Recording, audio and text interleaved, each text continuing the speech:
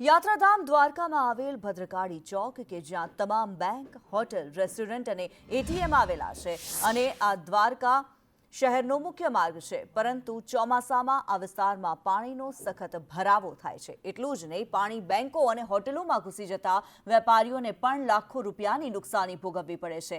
જોકે આ બાબતે ગયા વર્ષે જિલ્લા કલેક્ટર સ્થળ નિરીક્ષણ કરવા આવ્યા હતા, ત્યારે નગરપાલિકાના અધિકારીઓ દ્વારા આ સમસ્યાનું તાત્કાલિક સમાધાન કરી આવતા વર્ષે કોઈ જ સમસ્યા નહીં થાય તેમ જણાવાયું હતું। છતાં પણ તંત્ર દ્વારા કોઈ જ કામગીરી કરવામાં ન આવતા સ્થાનિકોએ અનેક સવાલ ઉઠાવ્યા છે।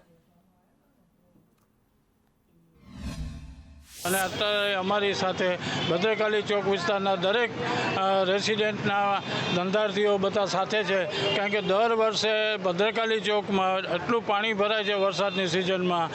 આ બાબતની અમે અનેક રજૂઆતો નગરપાલિકા, મુખ્યમંત્રી બધેને રજૂઆત કરી છે, પણ છતાંય કાગળ ઉપર જ હોય એવું અમને લાગે છે। અગાઉ અમારે ગયા વર્ષે પાણીની રૂબરૂ મુલાકાતમાં કલેક્ટરશ્રી આવ્યા હતા, મુખ્યમંત્રી ફરિયાદ નિવારણ કેન્દ્રમાં અમે ફરિયાદ કરેલી।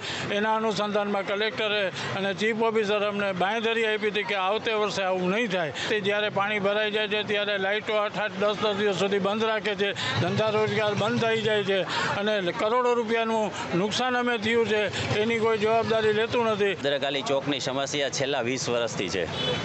ગયા વર્ષે પણ આપણે 15 દિવસ બધાના રોજગાર ધંધા બંધ રહ્યા હતા। અહીંયા નેશનલાઇઝ બેંક છે, HDFC, bank of Baroda, axis bank, ICICI bank, આનું નુકસાન ગામને પણ એટલું થાય છે અને મેઇન રોડ છે।